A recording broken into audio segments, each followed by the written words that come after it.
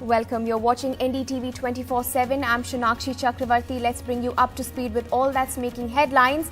President Joe Biden said Russia's war in Ukraine amounted to genocide, accusing President Vladimir Putin of trying to wipe out the idea of even being Ukrainian. NDTV brings you ground reports on Putin's war crimes in Bucha. All right, well, I'm in the town of Bucha on the outskirts of Kyiv, and there have been horrific scenes which we've been witnessing now for the last couple of hours.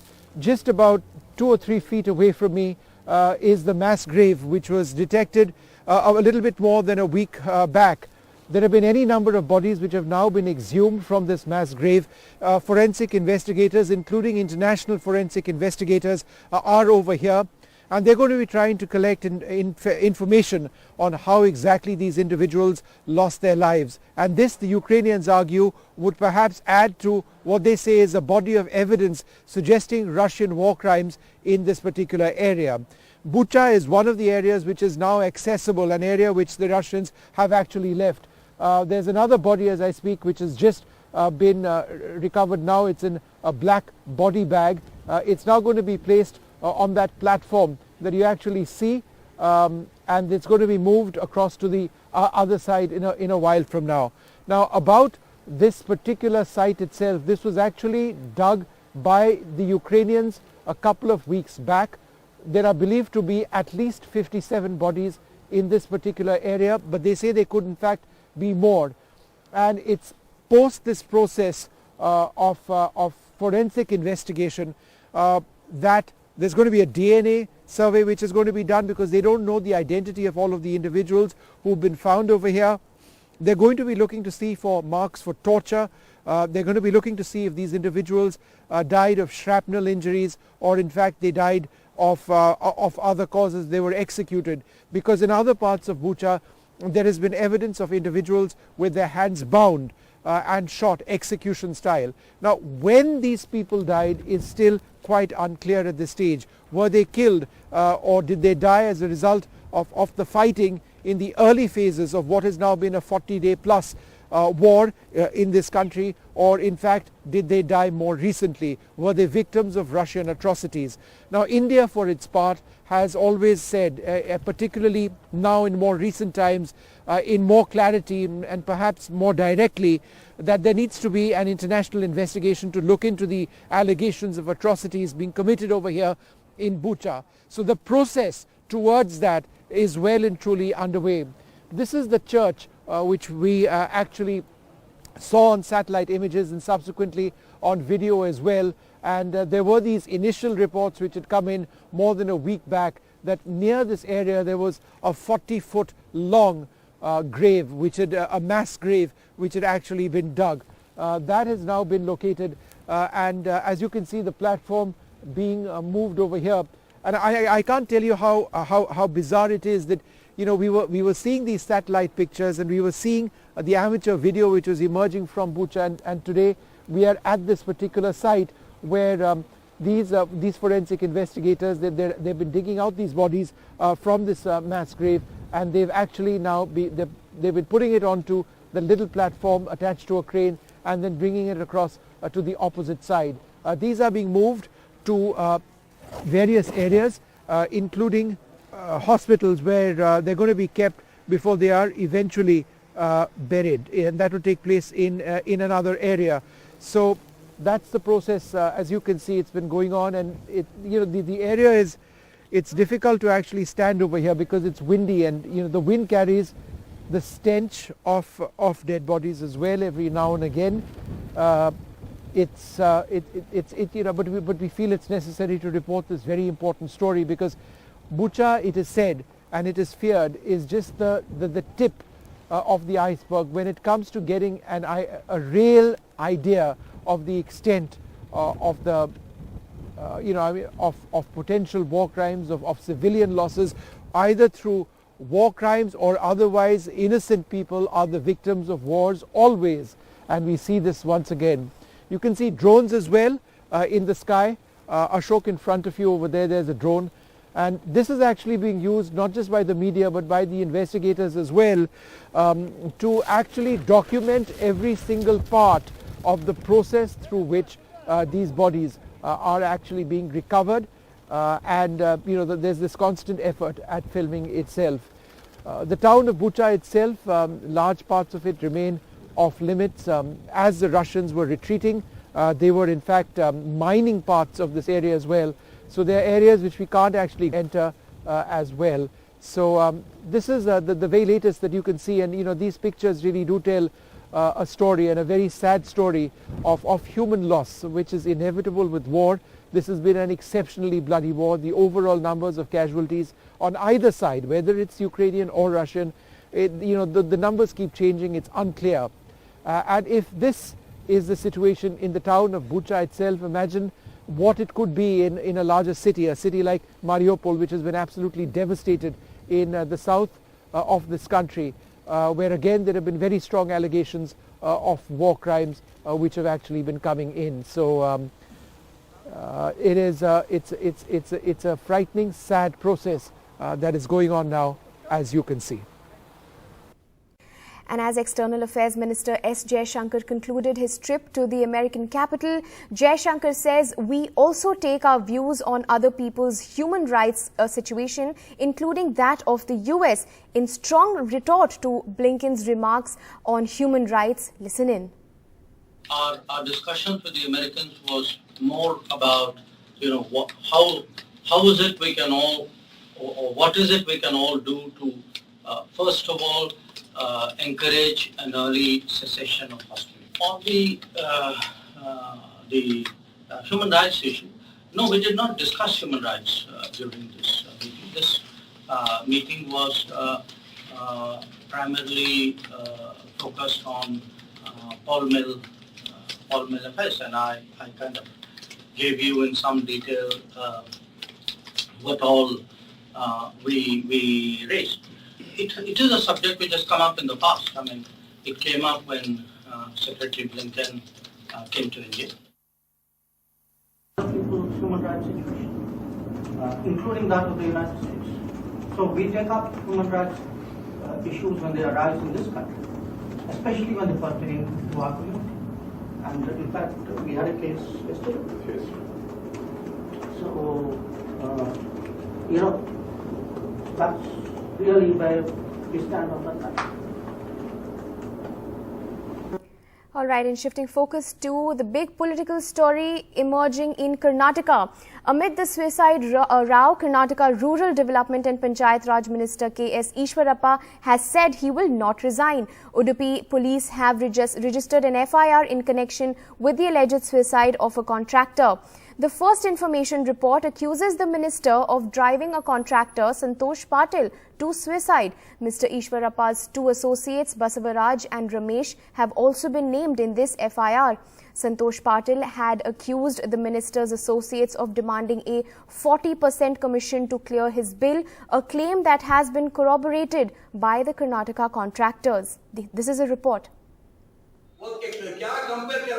A defiant minister refusing to resign, even as an FIR naming him as accused number 1 in the abetment of suicide of 41-year-old Santosh Patil, a BJP worker and contractor, was registered today. The Congress met the governor. The chief minister was gear-out, while AAP marched on the streets. In fact, Eshwarappa called for a press conference to announce he is staying on. A virtual dare to his own party high command. A message has apparently gone from Delhi to the chief minister. Eshwarappa must be sacked.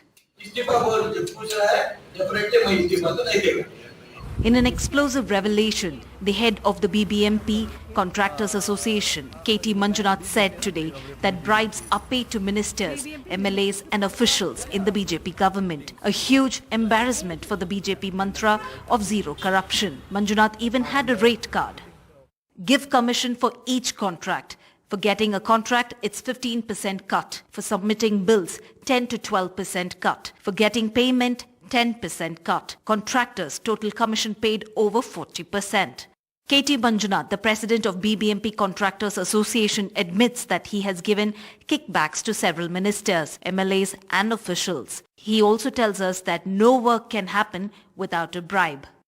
Have you had to pay a commission? Yeah, definitely. All the contractors has to pay the commission. For getting a contract of the project is 15%. 15%. Okay. 15%. And then submitting the bill, that is 10 to 12%.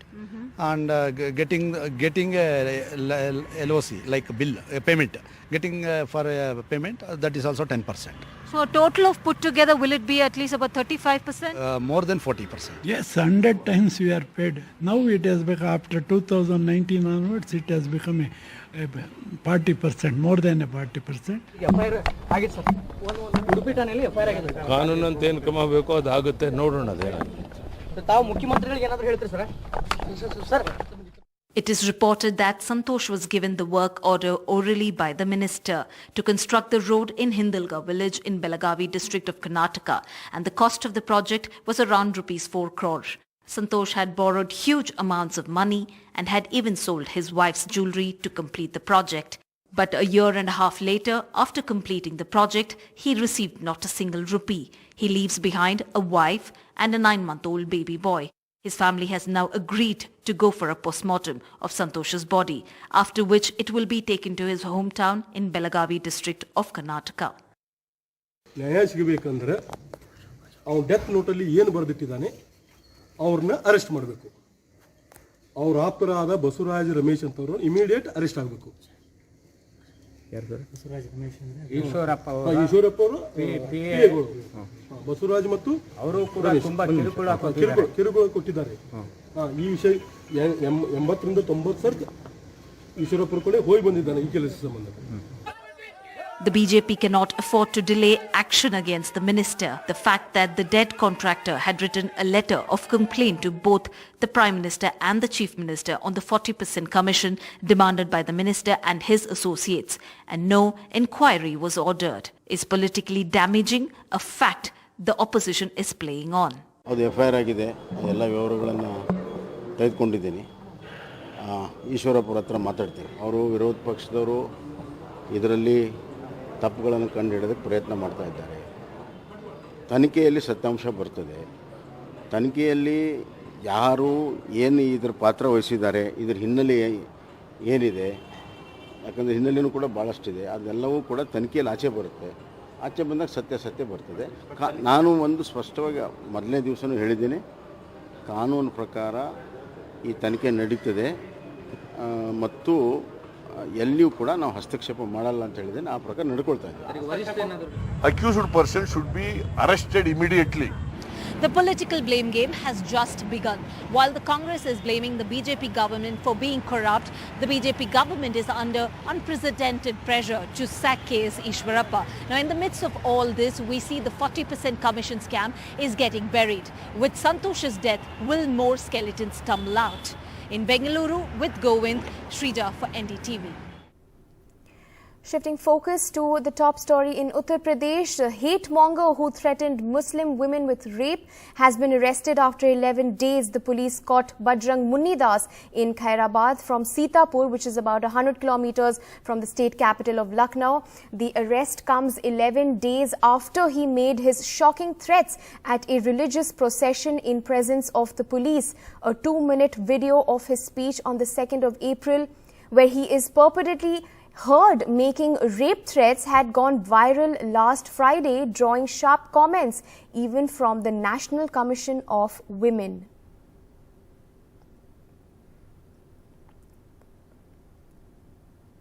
And news from the national capital now. A caretaker at a farmhouse in Dwarka was beaten to death while on suspicion of slaughtering cows. The victim, Raja Ram, sold milk to villagers nearby. His family denied allegations of cow slaughter and said he was targeted by locals for no reason. Here's a report.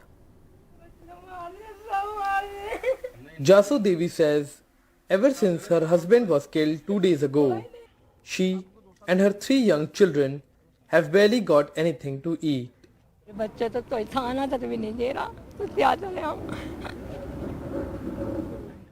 This is where 40-year-old Raja Ram was beaten to death, allegedly by cow vigilantes in India's capital. Raja, along with 2 others, was beaten up by a group of cow vigilantes at 2 a.m. on 11th April. And before the police could arrive, The alleged vigilantes had already fled the spot. Wailing, the wife of Raja says her husband had nothing to do with cow slaughtering. Raja worked as a caretaker at a farmhouse. हम सोए ना तो हमें कुछ पता ही नहीं चला क्या हुआ नहीं हुआ। मैं अपना गाय पालते थे, अपना गुजारा कर रही थी। और ऐसे काटना, गाय काटने कुछ नहीं सर, कुछ नहीं सर, कुछ नहीं। Others who knew Raja Ram doubt that he was into cow smuggling.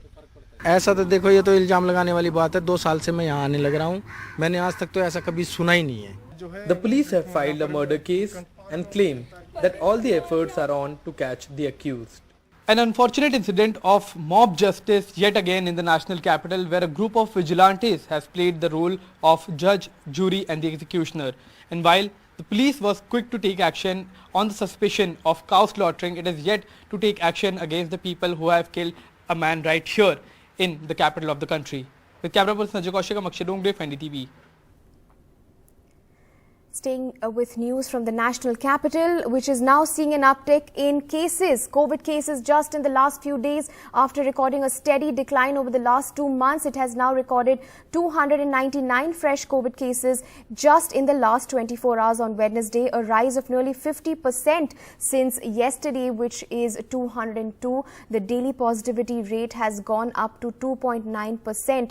Remember, it was only recently that Delhi did away with fines for not wearing a mask in public places after a decline in COVID cases. So an uptick in the national capital when it comes to the number of COVID cases over there, with the positivity rate that has now risen from 2.49% to 2.9%, whereas Mumbai, the maximum city, is now seeing the highest COVID cases since the 17th of March. 73 COVID cases in Mumbai, highest, like I said, since the 17th of March. 124 new COVID cases have been reported in just 24 hours in Maharashtra, with 1 death being reported.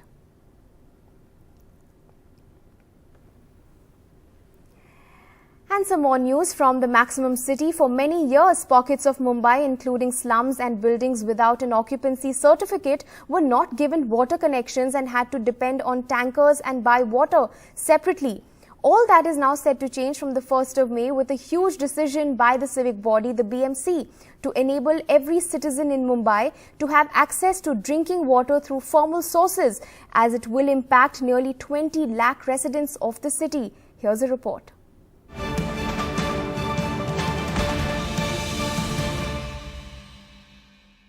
प्राथमिकता आज बैठक याच्यावर झाली की water for all, प्रत्येक नागरिकाला पाणी कसं देता येईल, कारण पाणी हा एक फंडामेंटल राईट झालेला आहे. India's financial capital will finally ensure proper water access to all.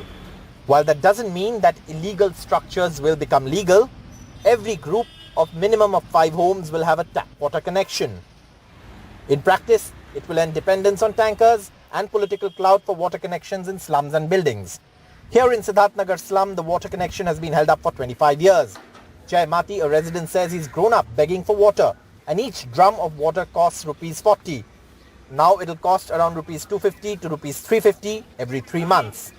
ये ताला चाबी इसीलिए लगाया गया, जिसका पानी नहीं है वो इसमें से चुरा लेते हैं पानी, इस वजह से मजबूरी से इसको ताला मार के रखना पड़ता है लोगों को. तो घर में जेवर जैसे ताला चाबी मार के रखते वैसे पानी बिल्कुल जेवर से भी इम्पोर्टेंट पानी है यहाँ पे. Till now, water connections were only given to buildings and residential societies that had complied with all legal requirements. This left out huge chunks of the population, including slums. Water, a basic requirement to exercise one's right to life, is something that we take for granted, but for many communities it is a luxury, often kept under lock and key. Every drop is purchased, and a significant amount of these families' incomes go into purchasing water. Now this is all set to change. The poor pay an inordinate sum of money for water, much more than what the middle class and the rich pay. Family is earning, say, maybe 15,000 or 20,000, almost 2,000 or 3,000 is spent on water. The government's announcement comes ahead of the crucial municipal elections here. The BMC is the country's richest municipal corporation, and no party will oppose this move for the fear of losing crucial votes. Activists who fought for the right to water for years say that the move will not encourage growth of illegal structures. उनका ये डर था कि पानी देंगे तो बस्तियां बढ़ेगी। म्युनिसिपल कॉर्पोरेशन 1996 से पानी नहीं दे रहा है, लेकिन उसके बावजूद भी बस्तियां भी बढ़ रही है और ओसी ना मिलने वाली बिल्डिंगों का प्रमाण भी बढ़ रहा है। In Mumbai with camera person Praveen Ji Rohit, Saurabh Gupta, NDTV.